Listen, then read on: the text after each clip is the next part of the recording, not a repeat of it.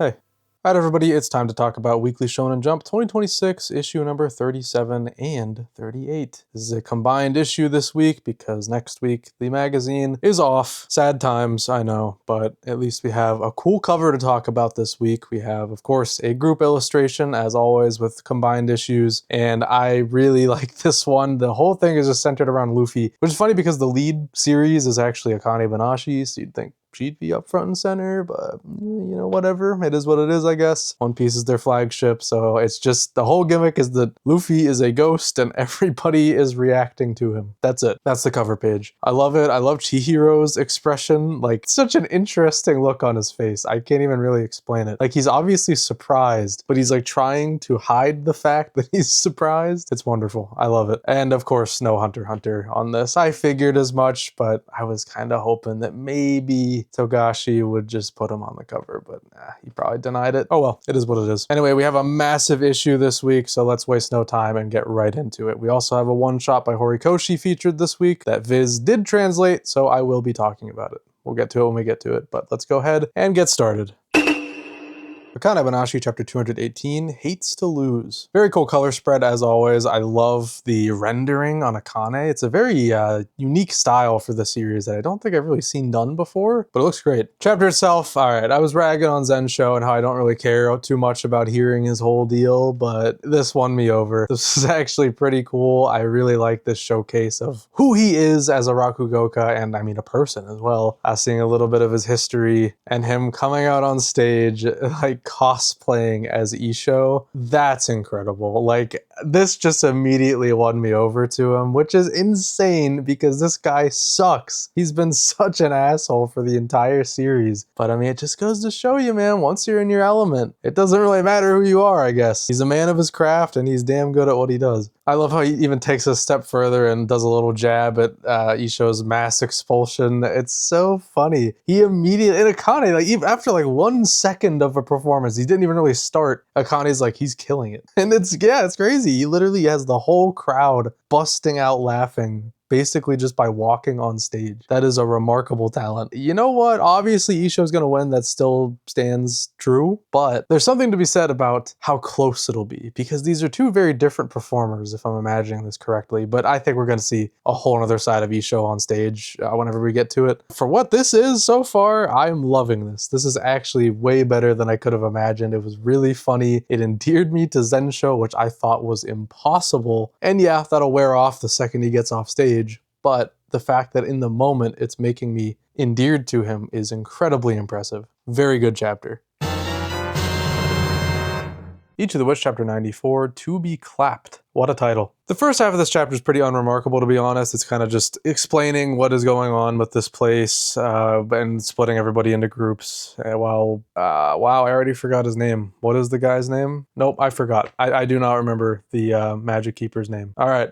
That's awesome. That's a really good sign. So anyway, he's just debating on like where he wants to go because he has responsibilities with both groups that are splitting up, yada yada, whatever. I don't care. Anyway, the highlight of this chapter is actually the invisibility magic. I really like this thing. It was obviously at the end of last chapter. Nothing to say about it. I assumed everybody saw it, but nope. He's actually completely invisible. Nobody can see him except Ichi. This is the coolest part of the chapter. I love how high and mighty the invisibility magic is. He's like, nobody can see me, I'm invincible. And then you just get this insane panel or page of Ichi staring him down. That is the coolest shit ever. But what's interesting about it is that he doesn't actually see it. He just kind of feels that it's there, but he's certain about it. He's like literally trying to grab at it. He knows it's there. I don't know if can he touch it? Probably. It's just invisible. It's not like intangible. Beyond that though, we have Hikari just showing up already, which I certainly was not expecting. And Gokuraku stepping up to take the fight. Let's go. I always get hyped when Gokuraku does anything. He hasn't been like super involved lately. He's been more on the sidelines, so it would be nice to give him like a proper moment here. I would love to just have him take care of this. It could be a team fight with Ichi, which it's looking like it might be, because Ichi stanced up too. He wasn't gonna just let that thing get him, which I love. I love that little detail of him starting to pull out the knife in the panel where Gokuraku grabs the arms. Awesome stuff. We got 2 sick pages back to back of Gokuraku just kind of aura farming and doing that simple kick, as he calls it. I love how that's the attack name. It is just a kick. It's just a really strong one. Very cool chapter. I still don't like Hikari's design. I know I keep complaining about it like every time he's on screen, but I'm not into it. I don't know. Something about it is just really off-putting to me. But I'm excited to see Gokuraku fight. That'll be great. One Piece chapter 1190, Those Whose Death Brings Celebration. This was an incredible chapter. This is everything I have wanted out of both of these characters, to be honest. I really wanted these two to meet. Of course it was going to happen, but seeing it happen, seeing them fight is so cool. This is some of the best action Oda has drawn in a while. He's actually killing it with this one. Plenty of room to breathe, which is insane for him. He has big, not quite double page spreads, of course, but big panels to represent attacks and what is going on. Very easy to follow action. I'm actually shocked at what Oda's doing here. This is low-key feeling like old Oda. I don't know what's going on over there. I guess sometimes this just kind of happens. He just like locks in and reverts back to his younger self for a chapter, and that is exactly what happened here. He nailed it. This is so cool. I love the conversation Scopper has with Imu about all of this. It's all very vague for the audience's sake. I mean, they're not gonna just openly talk about the secrets, but I like how Scopper is giving Imu like subtle hints, like saying things that only one who knows the things that he does could say and know. And I really love how Imu stays completely calm throughout all of that. He doesn't like flare up and be like, I gotta kill this guy, he knows too much. More than anything, he just kind of seems like curious, like, who are you? And I guess he does get more visibly upset once the name, Goldie Roger comes into the mix. But yeah, his attitude surprised me. I don't know why. I just kind of thought he'd get like really furious about this guy's existence, but he still remains calm, even though he's faced with this, as he's described at the end, devastatingly strong opponent. And I guess that just goes to show, like, Imu's no joke, man. I think he views pretty much anybody as beneath him. Like, he's probably not even really sweating the fact that this guy knows the things he does and is this strong because Imu knows he's gonna kill him. It doesn't even matter what he knows because he's not leaving this island in his eyes. Whether that happens or not remains to be seen. I just can't see Scopper dying because this is One Piece and nobody ever dies really. But I mean, he loses an arm. That could be enough. I mean, that'll probably put him out of commission for like the rest of the series, and that's probably Oda's goal here. But there's no way he's gonna kill him. Just cannot see that happening. But the fact that he did lose this badly leaves a lot to be questioned. Like, there was some question about could Scopper be the one to drive Imu back so they can escape, or like what?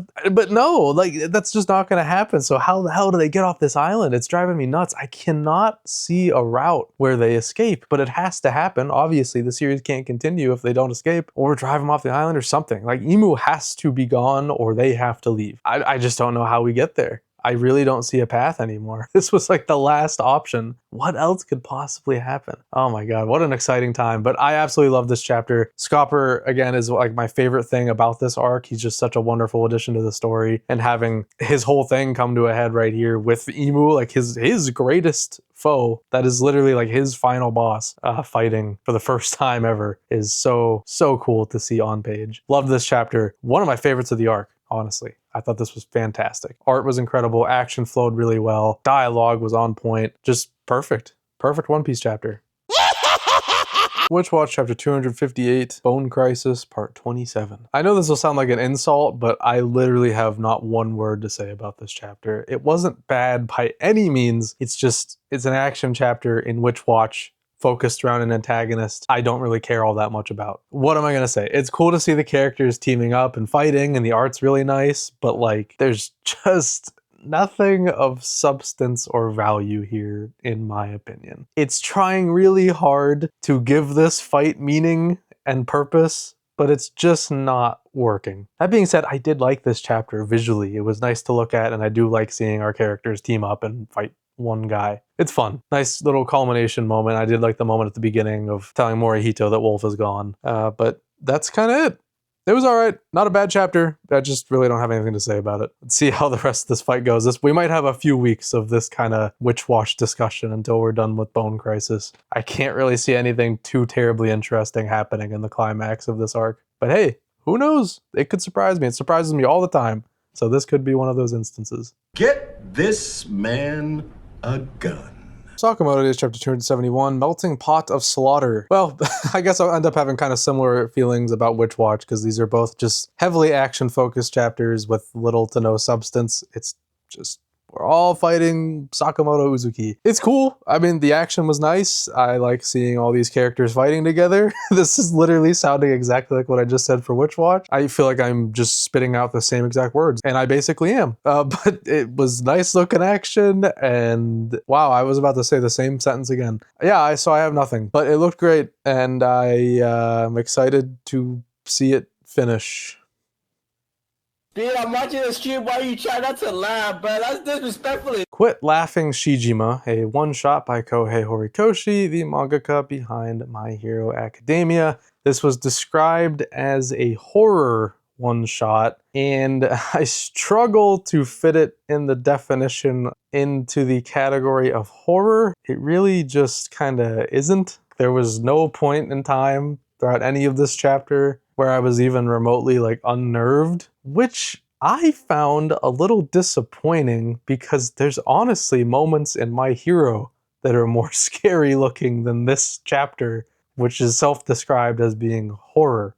I think the only moment that got any kind of response from me was near the beginning when we see one of the creatures for the first time. That was a cool page, cool like page turn. I thought that was pretty neat, but anything beyond that, I just kept finding myself more and more disappointed as it went on. And that's not to say this was bad by any means. I think I just had higher hopes from a horror one-shot by Horikoshi, because he's an incredible artist and he's drawn some pretty terrifying things in My Hero Academia. So I was hoping to see more of that, and the designs of both our main characters, Azumi and Shijima, they're really good designs actually. I quite like them. Azumi looks a lot like, kind of like a younger Hawks, I suppose, and a little bit of Denki mixed in there. Shijima's pretty unique though. I really like her teeth. That's a really fun idea, to have like kind of fucked up looking teeth. And as I said, yeah, the monster designs are really cool. I dig it a lot, but the story is just kind of okay. It didn't like have me on the edge of my seat or anything. It was a nice little thing though. Like, I can't complain for a one shot, but honestly, a lot of the one shots I've read in my life have been pretty profound. They've left me with something that will stick with me. This won't. What I will probably end up remembering this for is just that it was a nice excuse to see cool ass Horikoshi art and character designs again. But beyond that, just isn't a whole lot under the hood. It's more of like a love story than anything. And even whenever it's at its most horror, it's kind of just delving back into like battle shonen territory, which is what he just did. And I guess that makes sense. It's kind of his bread and butter. I guess, you know, all routes lead to battle shonen whenever you're this successful with a battle shonen. The ending moments and like the confession and all that were nice and everything, but it really just didn't leave any kind of lasting impression on me. I don't know. I'm not saying this is bad by any means. I actually really enjoyed it, and I really loved looking at it. That's probably the best part about this, is just being able to see Horikoshi art again. But yeah, I don't know. It's just kind of a largely unimpressive story with really nice art backing it. I know a lot of people are going to read the end and be like, oh, this is setting up a whole series, wahoo. I don't know about that, guys. I feel like this is probably just going to be a one shot and leave it at that. Obviously, the door is open for this to continue into a series if he so chooses,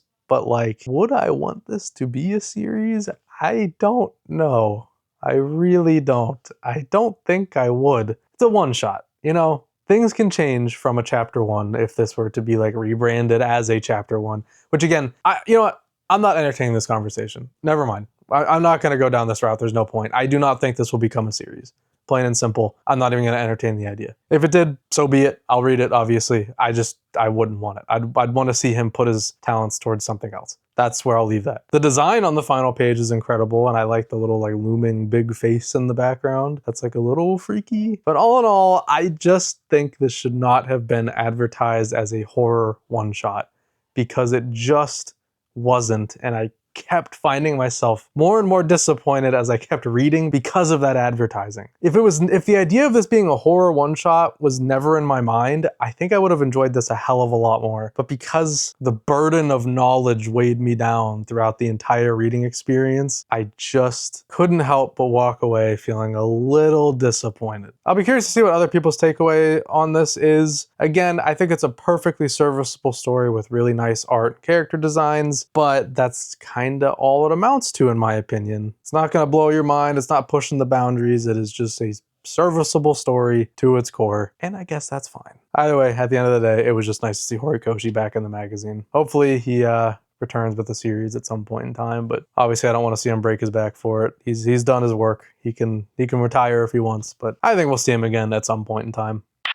Shinobi Undercover Chapter 93, A Legend Among Ninja. This is a pretty cool chapter. This new development with the pet black mud, which is such an odd thing to say. What do you mean you have pet mud? But I like this idea so far. I didn't really think we were going to go this direction with it. I don't know why I didn't consider that, like, yeah, he could tame this thing and like integrate it into his own skill set. So it's kind of like Yoichi's still with him in some regard, which is cool. I think that's a fun idea. So far, so good on it. It could go down a route that I'm not really a fan of, I suppose, in the future, but as of now, I think it's neat. It kind of reminds me of like when Deku got Black Whip, just like a new addition to his skill set that can work in tandem with everything else he does. The Kijibato stuff is neat. It's nice to see him do something, I suppose. The action is drawn really nice as always, of course, and him losing an arm is kind of a big deal. I don't know how healing mechanics exactly work in this series. I don't know if this is a series where you shouldn't worry about people losing limbs, but I feel like to call the series grounded would be ridiculous, but I feel like it's grounded enough to respect a limb loss. I don't know.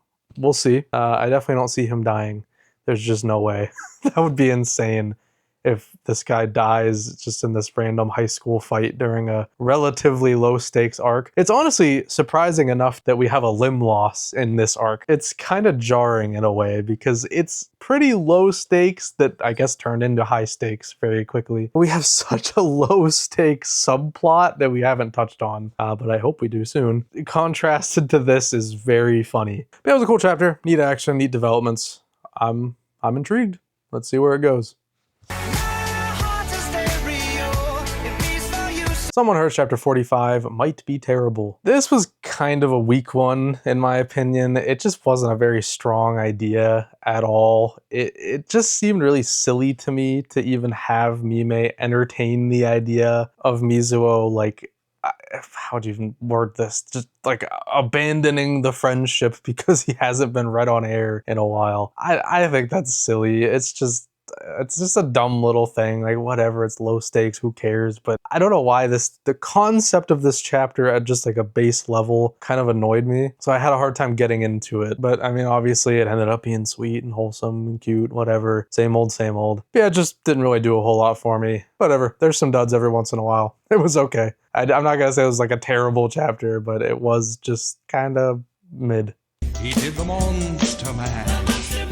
Roku's House of Oddities Chapter 18, Doki Doki Drop-In, Can We Go to Roku's House? So this, in my eyes, is like the series' ultimate test. Previously, I had really dunked on like the high school focused chapters that we've gotten, and this is kind of a mix, but part of my complaints with those chapters were the characters involved in them. These high school friend characters are just so typical and boring that I wasn't really able to see the appeal. But we're in a new era of Roku where I've been loving it. So how does it do now that I've reframed my mind and I am now once again faced with these characters on my page? I still don't love them, but this is much better, much more enjoyable than their previous appearances. I'm not going to tell you they fit in with the rest of our core cast by any means, but they're a nice, like bit part to add into the mix every once in a while. We can't have these guys as regulars. They are just not strong enough characters to be that. But if they show up every once in a while, have like a nice little moment, they just kind of show up and get more accustomed to the living situation of Roku more and more every time they visit, I think that'd be a nice little subplot to develop throughout the run of the series. And I have a feeling that's kind of where we're going to end up with this one. In this chapter, yeah, it's really just kind of about the absurdity of introducing all this stuff to normal people, and it goes about as typical as you would expect. It doesn't really break the mold in any capacity with this concept, but I thought it was totally fine. It's definitely not as strong of a chapter as it's been, but it is better, and I'm starting to see the vision more on having these characters involved, period. Cool. I'll take it. It's still not exactly what I want from this series, but it's more in line with what I want compared to the previous instances of this. Not bad. What are you doing? Stop! step bro. New is Exorcist Chapter 157, Enemy. Well, you could probably just copy and paste whatever I said in last week's video into this one because, I mean, what do you want me to say? It's just more action. I do still continue to enjoy the fact that Shitotsu and Gakuro are the ones teaming up. And I don't know why it took me until this chapter to realize why that's so important. Like, yeah, I realized that this guy, whose name I already forgot, is the one that, you know, killed their dad. I don't know why. I didn't really put much thought into the fact that, yeah, it's the two siblings fighting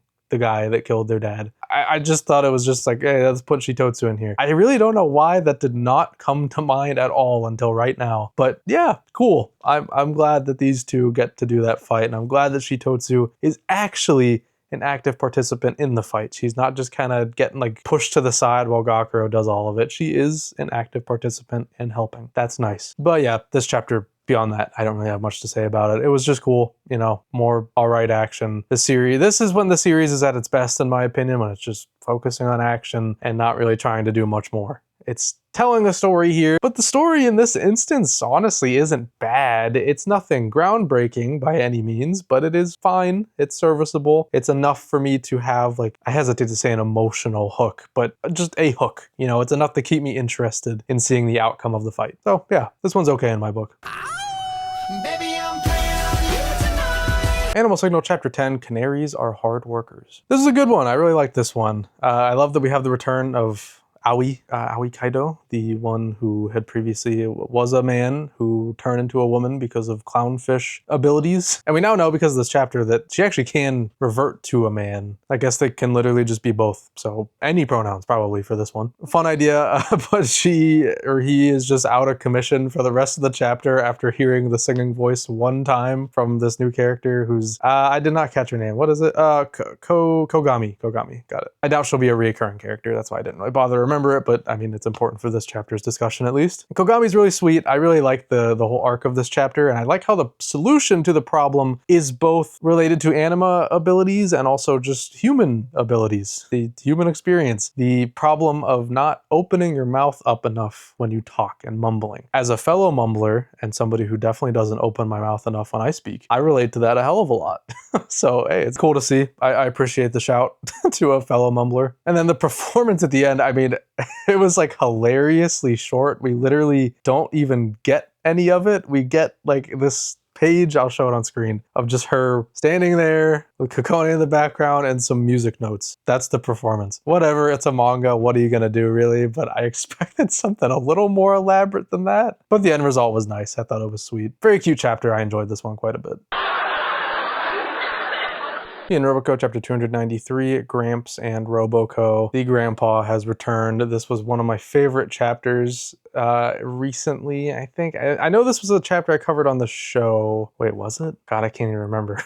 Time is a difficult thing to deal with. I cannot recall if this was a chapter I covered on the show, but there was a chapter some time ago where Bondo's grandpa was the main focus of things, and he had this incredible relationship with Roboco where they were like rivals, but like, you know, semi-buddies by the end of it. And now we have the return of that, which is something I didn't know if we would ever return to, but I'm so glad we did. It's one of the best dynamics in the series, and we don't get it enough. But I'm actually glad how sparingly it's used, because it just makes a chapter where he shows up all the better. And this one was phenomenal. I was laughing a lot. I think it just nailed pretty much every joke, because these two are just so funny. They bounce off of each other so well. And I just love the constant back and forth for the whole chapter of them trying to one-up each other all the way to the end, where it's, you know, same as last time. We kind of circle back around to it being a nice little wholesome thing, and the two agree to disagree, but still butt heads anyway. Very fun. I really enjoyed this chapter. This is one of the best in a while. Seriously, this is the best dynamic in the whole series. You cannot tell me otherwise. They're perfect. There's nothing else like it in the series. Great stuff.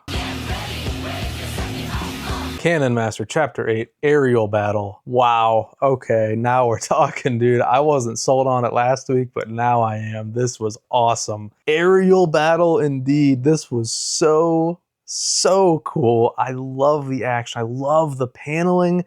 It's really interesting usage of like panel shapes on this page that I'm showing. I'm not saying this is like original, but I really love when panels have like unique shapes to them that are still easy to follow. This was so cool. I especially love like the triangle one in the middle. God damn, that's rad. I loved this so much from just a pure action and art standpoint. This demon, the first demon that we're really encountering to any significant measure, who's piloting the Regolith, is awesome. Not much personality to be found there, but I don't really think he needs a personality per se. This is probably just some one-off villain. Either way, his design is so cool. This double page spread, oh my god, that is incredible.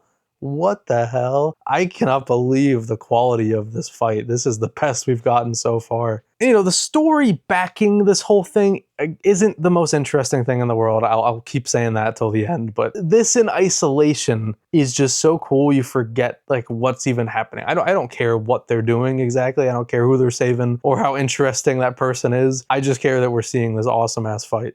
And it's so cool. It could be the most dog shit story in the world. This fight would still be awesome. Damn, dude, what a showcase. This was so good. I loved this chapter. Also, something I wanted to note this week about this series is the fact that we have on the group cover, it's actually Frank on the cover and not which I find to be really interesting. Frank just straight up is the main character, I guess. Has done basically nothing since his like one big moment, and he's just such an easy pick for main character. Like he's a kid who is learning from a great master who's like incredibly powerful, but he's just not the focus. Maybe he will one day, but for now it's Frank. It's just odd. Is a very strange character thus far. He really hasn't done much of anything, but I assume he'll have to have some kind of role in the future, considering he's at least the deuteragonist of the series. But yeah, fantastic chapter. I really, really like this one a lot. Ridge Racer! Remember that one? Hal Formula Chapter 9. Wild. Wild indeed. This was so cool. So we have our first real race finally happening, and it's so rad. I love how, you know, yes, the bulk of this chapter is primarily focused on just the two of these guys, you know, Miharu and Hinokura, I think is his name. The guy with like Mihawk eyes. Despite the fact that there are obviously other racers on the course as well, I think it's fine to just focus in on these two. In a race, I have to imagine there's some level of just like, there being like clear favorites to win, and some of the other people there are just kind of fodder. It's only natural. That's just kind of sports in general, really. Some people are just there to fill spots. But really, this is a race between these two. And especially for a first race where we gotta, you know, you gotta introduce these characters slowly. You can't have too many important characters to follow in your first race, because you gotta build that up. You gotta earn it. But what I love the most about this chapter is how we start the chapter with the question of, are you a wild animal or what? Just like a totally throwaway line, really. But then we loop it all back around to Miharu actually being portrayed as like a lion. He's coming. And it is the coolest shit ever. You guys know I love visual metaphor in sports series. I'm a sucker for it. It works for me every single time. And it absolutely worked for me here. I love like the fear in Hinokura's eyes as he realizes this animal is coming behind him. Coolest shit ever. I just absolutely loved how this was portrayed. Yeah, the rest of the chapter is very dialogue heavy, but it's very necessary to explain the mechanisms of a race, especially, you know, to someone like me who doesn't really know what's going on. So it was interesting to learn about how, you know, the angle and the not angle per se, but like the direction of your approach. I actually don't really know how to word what I'm talking about, but if you read the chapter, you know what I'm talking about, I guess. Matters. It's neat. It's something I didn't really consider before. This was awesome though. I absolutely love this chapter. So happy to be in an actual race, and I'm so happy that it's also good. Thank God for that. Kagurabachi Chapter 128, Smelting Part 3. Incredible stuff. I absolutely adore this through line that's happening throughout these smelting chapters of just the simple thing of do not look away. Kunishige cannot look away. Everything is built around that simple fact. Don't look away. That is driven deep into our psyche, as well as Kunishige's in this case. We can't forget that, neither can he. Don't look away. He is putting full trust in everyone around him. His life is on the line, like big time. He could literally be about to be stabbed and killed, and he still cannot look away. That is his responsibility. It is up to everybody else in that room to defend him. And throughout all the cool shit we see in this chapter, it all culminates obviously right at the end. We have a lot of build up to the moment, but Shiba coming in and saving the day right when he's literally about to be decapitated like 4 different ways, literally. There, 2 dudes come at him with 2 swords each, and they're about to get his ass. And dude, this page, it gives me chills. I love how Kunishige as I keep saying, he does not look away. He is completely firm. He doesn't budge an inch. No twitching, no nothing, no hesitation. He just looks and continues his work because he knows he's fine. He's covered. And even if he's not, oh well, I guess he's dead. He is doing this one task and not worrying about anything else. Oh my god, it is so cool. The absolute trust in everybody around him, and especially Shiba, gives me chills. It is so incredible. I just love the whole concept of this smelting part of the series. I hope this lasts for a little while. I want to see this go up to like part 10. I could read this forever. It's so cool, dude. Oh my god. I'm in love with this part. This is so rad. Ultimate Exorcist Kiyoshi, Chapter 104. Let's go to the Exorcist Academy. Really love this color page. It's very nice. In this chapter, we are in full swing for arc setup. I really, really like where we're heading with this one. I like how we have a mystery to solve. It's just such an effective way to get you immediately hooked. Like from the first chapter of this arc, we are immediately just flung into a mystery. And now this arc will be about solving said mystery. I really love story arcs like this. They're some of my favorite in manga and anime. They're just always so entertaining to watch play out. Especially the early chapters where we really have no idea like what could have happened yet. We're in very early territory. There's some suspects I guess you could pin down, but it's all vibes based at the end of the day. We really have no idea. And I'm so happy Akari is getting a major focus after being absent from the last arc. Very refreshing, and she's killing it so far. I love the scene on stage where she takes the microphone from him and just screams and gets the whole school on board with him basically by speaking for him. It's so cool. His new character Yagi is really funny. I guess he's kind of like Hagrid coded. That's definitely got to be like an inspiration for the character. But this part cracked me up where they're just like, oh yeah, Professor Yagi, or at least Kiyoshi's like that because he recognizes him, and he just says, I eat meat raw. For no reason.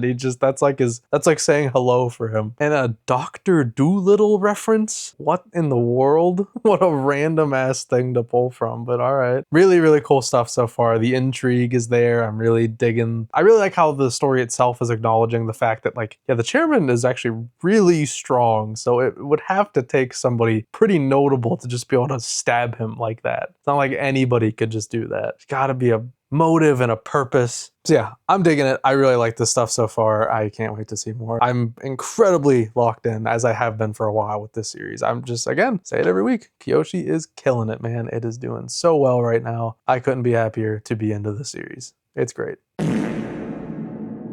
Class 2B here, Destroyerz Chapter 16, Eating plus Pooping equals plus or minus 0. Wow, high class. I couldn't really tell where this storyline was going as of the end of last chapter, but who would have thought we'd have like a war fought over cleaning a bathroom? This is peak. I hope this remains Akira's primary weapon, this like mop gizmo thing. It's really sick. I would love to see this be his like actual weapon. It's really cool, like what it can do, genuinely. Sweeping the floors and making people slip and like, you know, sweeping people's legs. Plunger, like extendo thing. It's got all kinds of shit. I really like it. I think this would be a really neat like gimmick weapon for a main character to have, but we'll see. Yeah, just really cool action in this chapter. And I mean, it has, like, I guess it has heart to it. It's very like absurd, but it does have heart, and I think it's relatively effective given the topic of conversation in the chapter. Yeah, I really dig this one. I like that Glasses guy gets to come out on top at the end of the day. Neat little character. I don't know if he'll be reoccurring or not. It's really hard to tell. He literally said he wasn't, but he's lined up here with like important people near the end, so I don't know. I think he'll probably stick around. There's something to him. I definitely see a future with the character, but who knows? Maybe Soroshi will actually stick to his guns and just get rid of him forever. Great chapter though. I really like this one.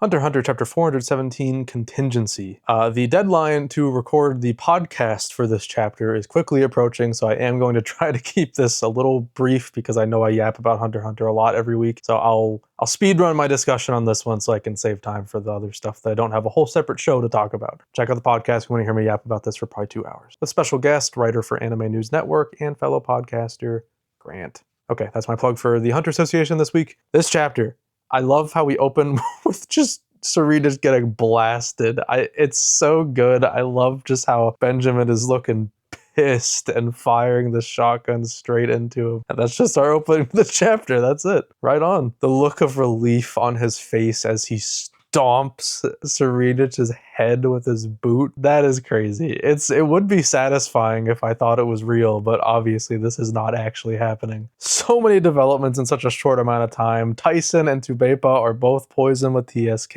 now. I can see Tubepa getting out of this through her Nen Beast to some degree, but I'm not sure about Tyson. I can't see her dying either, but maybe. My favorite moment in the chapter has to be when Benjamin is telling his subordinates that he is about to die. He's saying that he's both cursed and poisoned and I'm fucked, it's over, I am dead soon. And the only thing he has to say is, isn't this exciting?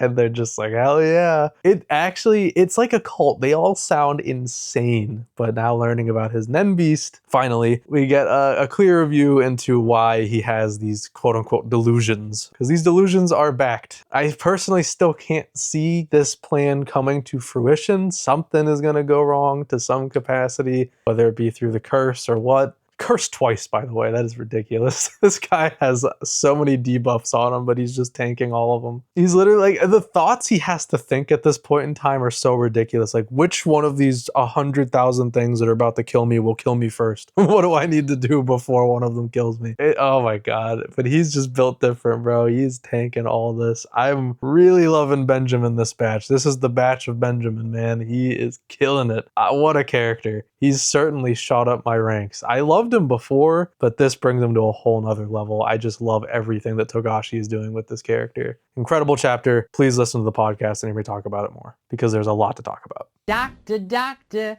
give me the news. I got a bad case of... Undercover Chapter 28, Haiji's Long Day Part 3. Another really good chapter. I've thoroughly enjoyed this section of the story. It's Haiji's Long Day. And I assume this is the end. I don't see how this day could get any longer. Really nice final operation. All hopes are pinned on him. Both our dudes here, Ishiguro and Samejima, are his assistants. And we don't really get to see a whole lot of the surgery, but I really like what we do get to see. And you just, the point of it is just feeling the emotions of the surgery, I guess. We don't necessarily need to see it. I kind of would have liked to see a little bit more of it and feel the tension, whatever, that relief, and then hearing that all 22 survived. Has to be like the greatest feeling of the world, and you're able to like celebrate with them. It's a really feel good chapter, and it's just nice given what we've seen the past 2 chapters, the journey that all these, the 3 of these characters went on together throughout the course of, it's only 3 chapters, but it was a very effective little story. I genuinely loved it. This is exactly what I want to see from the series. It had nothing to do with underworld nonsense. It was just straight doctor stuff, and this is the strongest material I've seen in the series yet. Why can't it just be this all the time? I don't want it to be a battle shonen like 50% of the time. Get that shit out of here. It's so weird. It has nothing to do with anything. Leave it alone. Get out of here. Just let it be this. This is so perfect. I just love this. I love the idea of this, like, off the grid, like not really official, extremely skilled doctor just helping where he can. I wish that's what this series was. Either way, you gotta count the victories when they happen, and this is definitely one of those. I really, really enjoyed this one. Big props to this chapter and the past 3 chapters. All really great. Drawn to the Fire, Chapter 17, The Boy Rides Upon the Dragonfly. Dramatic title for what this chapter is. I didn't love this one. It's the classic, like, heat of the moment flashback for the rival team. Happens in every sports manga, but this story that's told in this chapter really didn't do a whole lot for me. I don't know. It just didn't really feel necessary, and we didn't move the plot forward at all this chapter. We kind of just end off where we did last chapter, which is fascinating. It's a very interesting choice. I don't know, it got me at least excited to see it continue, but I was excited to see it continue last week, so what a weird chapter. Nothing about the story that was told here connected with me in any meaningful way. It was pretty typical and fine. Like, it was harmless, but it didn't add anything to what's going on. It just felt like a needless inclusion, in my opinion. So, a pretty weird one, unfortunately, but I still dig it. I'm more on board with the series than ever because of what it's been doing with this game, but not this part of it.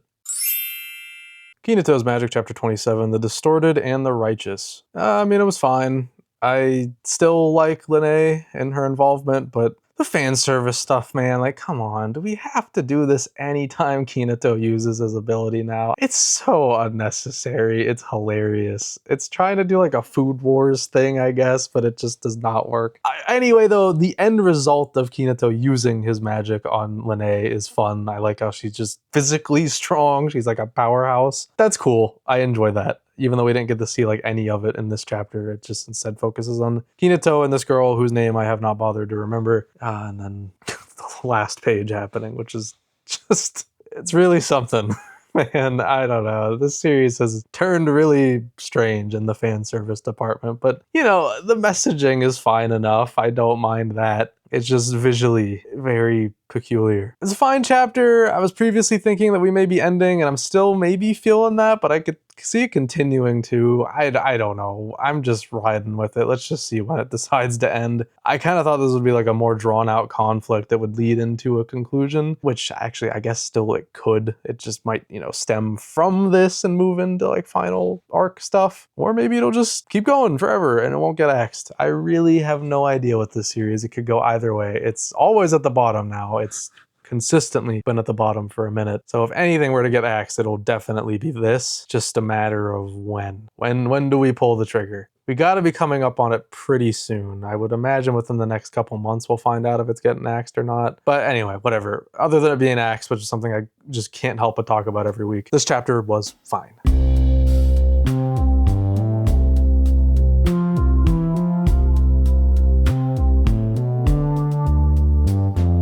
Alright guys, that's going to do it for Weekly Shonen Jump 2026, issue number 37 and 38. This was kind of just an okay issue in my opinion. I had a lot of similar opinions throughout the course of reading this issue. Just a lot of decent and okay chapters and obviously some good ones in there, but nothing to blow your mind. Obviously there is one. I'll get there in a second. We had the Horikoshi one-shot this week, and you know, I don't know the consensus on it yet. Obviously it just came out, but I was a little disappointed by it personally, which I was a little sad about. I thought it was cool. I enjoy it, but it just wasn't what I was looking for. Anyhow, of course, as always, one chapter did stand out amongst the rest, and this week my chapter of the week goes to One Piece chapter 1190, Those Whose Death Brings Celebration. I thought this was an amazing chapter. I just love Scopper so much, and seeing these two characters, I mean, characters effectively we were introduced to in this arc. I mean, obviously we've known Emu for a little while, but this is the proper introduction to him. So for two characters we basically just met, having, well, actually, okay, Scopper was also around before then too, my bad, whatever, you know what I'm trying to say. Prominent characters of the arc that became prominent in this arc, coming to a head, exchanging some interesting words with each other, and some really cool action that reminded me of old Oda paneling, which is always nice to see. Really strong chapter. I just enjoyed the hell out of it. One of my favorites in the arc. Gonna do it for this week. Next week, the magazine is off, so we will have a compilation video in its place. I don't know what one yet. We'll see. I'll have to figure it out. Probably a more substantial one. And when we return the following week, we will return with One Piece on the cover, as usually happens after break weeks. And I believe we're also going to get the Promise Neverland one-shot in that issue, so that'll be fun to talk about Promise Neverland on the channel. That's something I haven't done before, so look forward to that. That is a series I've read, if you didn't know, so I'm ready for it. No homework required. All right, thank you guys so much for watching. Remember to like, subscribe, and comment with your thoughts on this issue. Let me know your chapter of the week, your least favorite chapter of the week, or anything else you'd like to tell me about from this issue. You can also become a channel member at 3 tiers. You can click the join button to see what tier works best for you. You get things like early access to new videos, emotes, exclusive monthly videos, your name in the credits, and if you join at the highest tier, you'll get your name read out loud right now. So thank you to DJ Tengen, Milu Kitty, Braden Farrell, Halfpipe, Rafker, The Cosmere 64, Cosmic, Key to the Skies, Iliadis, Noobs Rock, Dan, The World's Worst, Menacing Pigeon, Papa Aeon, Gaming Anime Addict, BNE, Rocket Bacon, and A the Seller. Thank you all so much for your support, and thank you all for watching, and I will see you guys in whatever you decide to watch next. Take it easy, guys.